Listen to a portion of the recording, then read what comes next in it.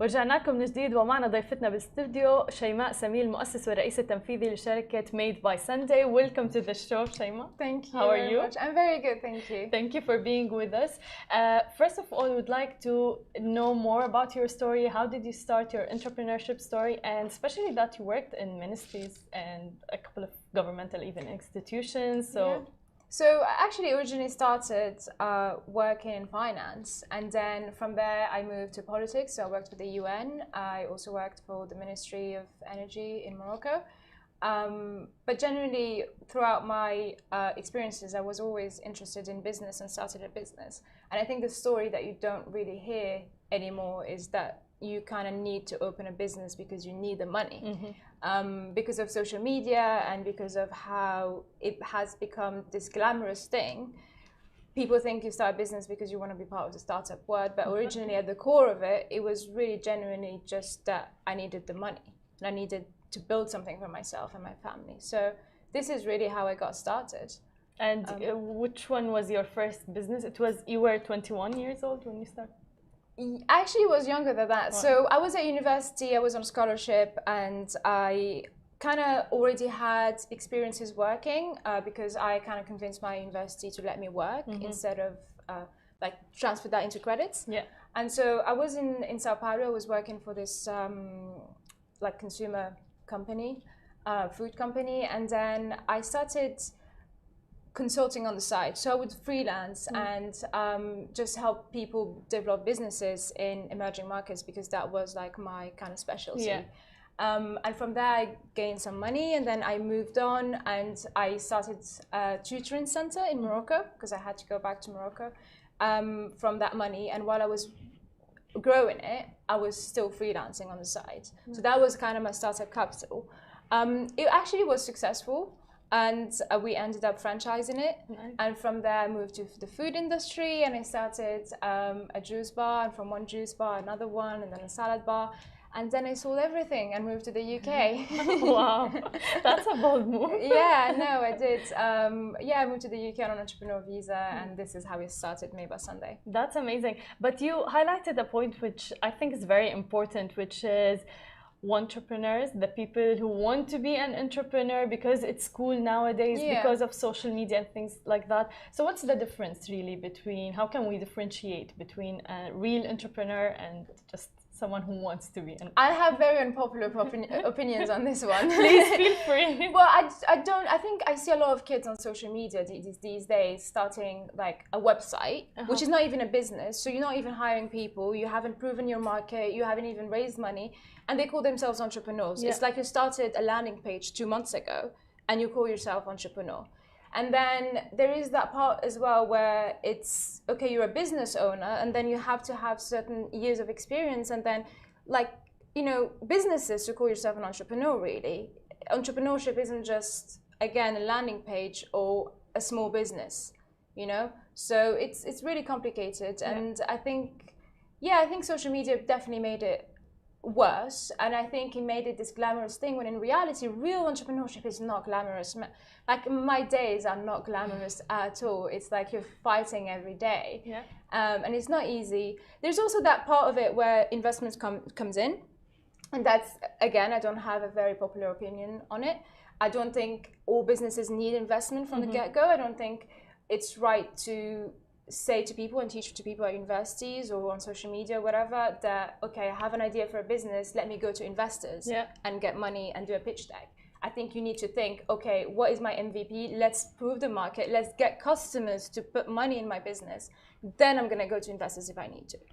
And even now with all the PRs that like this startup just raised this amount of money, other startups are getting pressured as well and feel like, you know? No, I completely get it. I feel that pressure as well because you don't get, like, the success metrics are off. Because you give validation and gratification to people who raise £4 million, for example, where I am, when I am making that money through my business, but I don't get the same kind of like applause. Exactly. And so it really is difficult, especially these days. But at the end of the day, you just have to believe that you're doing the right thing, and you know, creating, what I'm telling myself is I'm creating jobs, I'm paying salaries, and I'm actually doing the entrepreneurial thing Yeah. as opposed to raising money and then, you know, just that is just a facade. And then when coronavirus hit, that was a great testament for these Yes. kind of, you know, empty businesses where you just fueled by investor money because the investors pulled out and didn't have a business. Exactly. When in our case, we were able to actually grow so much during coronavirus because it was a healthy kind of business in that sense. So yeah, because you had to make like fast decisions and they had to be like closest to the right ones, otherwise you would lose a lot. Yes, and I wasn't dependent on investor money. Yeah. So if I'm actually making money through my business, then I don't need, like if someone else pulls out all your money, then I'm not finding my situation, I'm not finding myself in a situation where I don't have money to pay my people or, you know, pay products and stuff like that. So yeah, it really is difficult these days. 100%. Tell us more about Made by Sunday. How did you start it? And yeah, so when I went to the UK originally, I'm not like a makeup, beauty or skincare person. My skincare routine is very simple, and I think it kind of hit me how big of an industry it is, and it hit me how it became this huge thing on social media.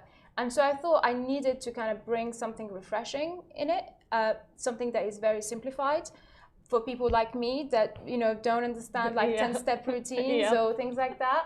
And then there's also the affordability thing. I am very passionate about bringing good quality products for the people.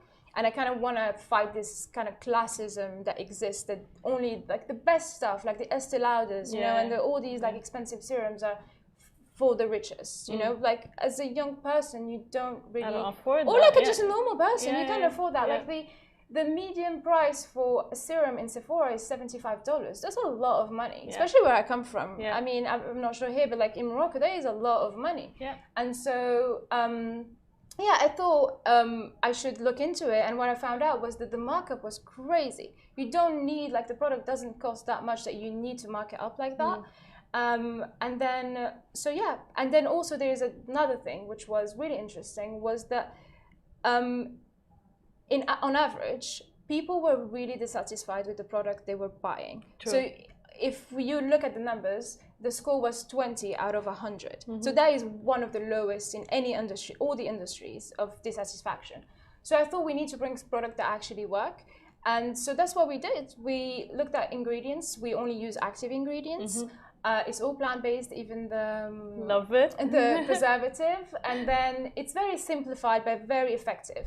And again, instead of going and getting money and producing like the fanciest product with all the fancy marketing and everything, we just focus on the consumer and the customer. And then it proved right, and like people had better skin, and so we used that, and that like kind of fueled our growth.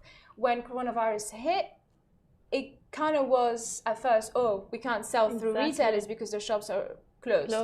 But to us, it was an opportunity because a lot of these shops actually stopped advertising on Facebook, for example, at the beginning, which allowed us to be shown more through the customers. And they, like customers in the UK everywhere, like went online to buy their skincare.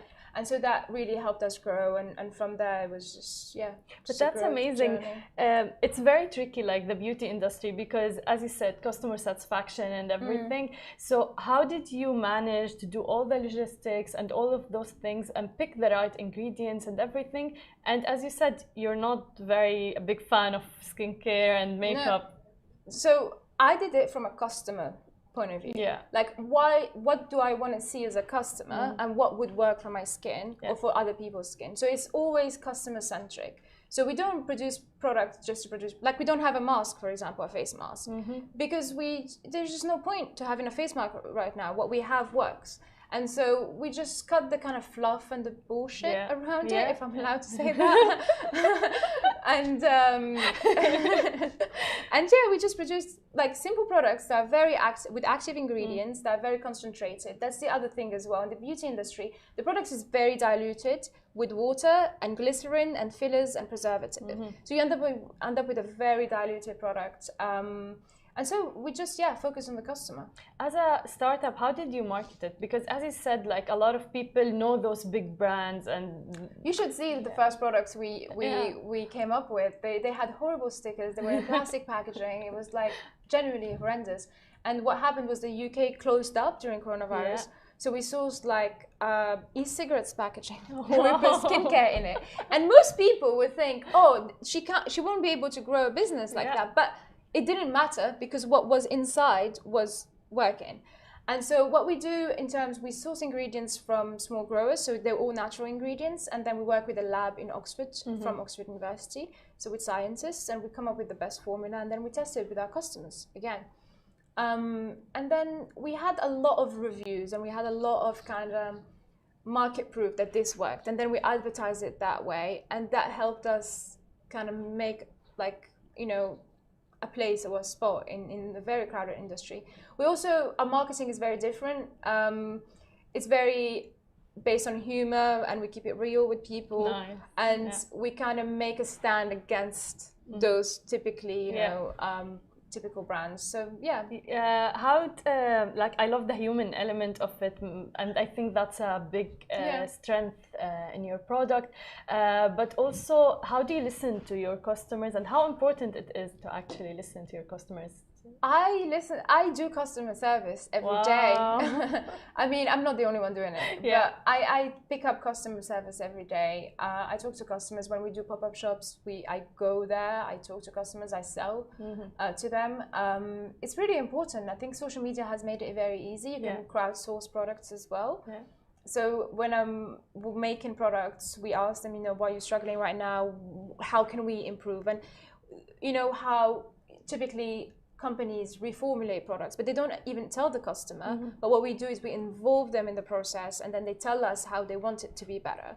And so we, like I said, social media has made it better. And they always have that personal connection with each one of us. So we're very active on social media. They know everyone. They know the people that make the product. They receive a thing that tells them this is the person that made the product, and a bit about them as well. So there's always that personal touch. That's amazing. That's really good. You were saying that not every business needs funding, but you did, and you got some funding for your startup. I never got funding. Not at all? No. Crowdfunding? No, I have never. Nothing? No. So this has been bootstrapped from day one. Okay, nice. No, this has been bootstrapped from day one. I do believe that there is a right timing for funding. Like, I'm not saying funding shouldn't be done. I think for certain products like mine, you don't need funding really to get started. Or even like, I see people raise money and then they kind of miss the goal of actually coming with the product and the customers and everything. They're so busy managing a business that doesn't even have a product anymore. You know, so I think, it's possible without funding. Am I gonna not raise funding? I will certainly at some point, but not right now. Okay, very interesting point. You did a guide also for Success Guide 21. Can you tell us more about it? How did you start it, and how did people interact with it? Yeah, so it was social media. I share a lot. I try to, again, against that kind of Instagramification and like everything is perfect entrepreneurship journey. I kind of try to share real stories about doing business, or even as a woman, you know, doing it in a foreign country. So yeah, I one time I just came up with a guide, and it was I just shared it with my audience, and it was very well received. I think people really want real talk. Real stories, because I think with Instagram it has just made it horrible. I mean, it's just like you have this kind of idea that you're going to start a business and suddenly you're going to become rich, you're going to have all these accolades, and it's just not the right approach. Everyone needs to be an entrepreneur on Instagram. I know, you know, so like, why do you, it's the most boring, horrible job there is. No, seriously, like, how is it that someone is going to be, I want to be an entrepreneur, but you can be like really good at a job in a company and much happier. Like, why are you doing that? Yeah, you know? exactly. It's like having a job is not a problem. Like, it became this thing where everyone wants to have a business, but then you realize you have to hire people, you know, like, if we're all entrepreneurs, who are we going to hire? Exactly, and hiring people and talent. I think this is like a very important step, and dealing and managing this talent. You believe in potential more than experience. So can you tell us more? What do you think about that? So coming from, I have 5 degrees. I was a scholarship kid, so I was not raised to believe in potential. I was raised to kind of like put, you know, diplomas, especially coming from like an Arab family and everything. It's like you gotta like be a doctor or engineer or, you know. So it was when I started business and everything. Through my experiences at first, I was like that. If you didn't go to the best universities, I did not look at you.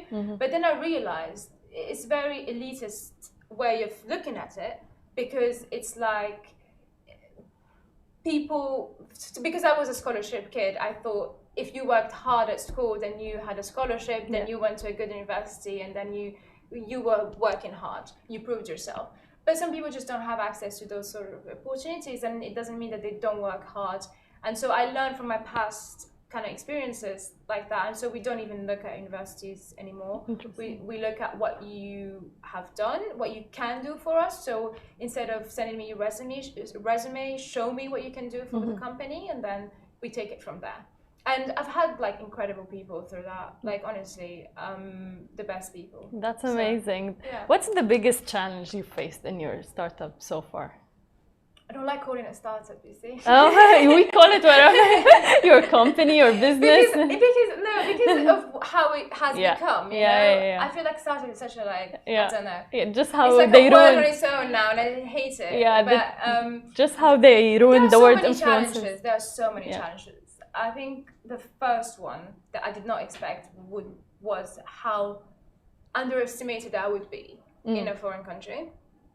I think that's the first one, especially being a young woman and everything, doing skincare as well. And so they think, oh, it's just like a woman, you know, doing a skincare beauty thing. It's not at all the case.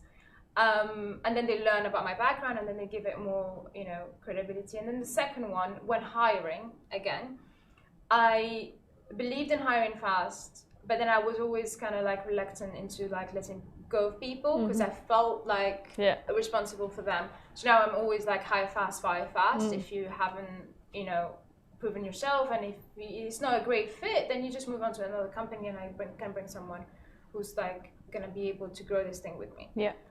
Especially as we grow so fast, and I think every month we hire like 3-4 people. So it's like really growing fast, and all like again bootstrapped. So it's very it's very intense, and it's not for everyone. So I think those are the two challenges. And tell us more about COVID. Like, how did it affect the business, and especially like if you said other brands were marketing it through social media, how did that help? So when COVID hit, it was we were either going to shut down or like grow. So we completely changed the direction of the business. We only focus on e-commerce when that happened, when COVID happened. And when COVID happened, we kind of went back to the core of it, like the startup days, where we didn't care so much about being perfect, and we just like were launching products after products after products. The packaging wasn't right, the labeling wasn't right, everything wasn't right, but we were just selling and getting the money so we could fill like the company growth. And then we fixed it. We fixed the packaging and everything. So it did like affect it, especially as in the UK there was Brexit, and then we weren't able to source the right like ingredients like and things like that. So because basically we opened our own product making facility as well. So we have a lab, our own lab with our own people. So we make the product, we don't outsource that to another company. And then we have our own fulfillment center as well, part of the company. So I mean, we just had to navigate that. But you launched new products during COVID. During COVID, we launched so many products during COVID, and I think that's what kind of saved us, because the bigger companies couldn't launch that fast. Exactly, And so that helped us a lot. And I love the part that you were saying we were just launching, not great not great packaging or whatever. And a lot of people are perfectionists, and they don't start even a business or anything, especially women. Especially women. We're so worried about what other people are gonna think, or like your parents. You listen to your parents. Oh, my neighbor's gonna say this or whatever. Like, who cares? Just launch the thing, and it's not a shameful thing, because like the packaging was horrendous when you look at it. Honestly, I'm curious now to see. I wish you could see, but then it changed, and the website wasn't the best either. And then, but maybe it's not the best because I know now that we have improved and we continue to improve. Like even the website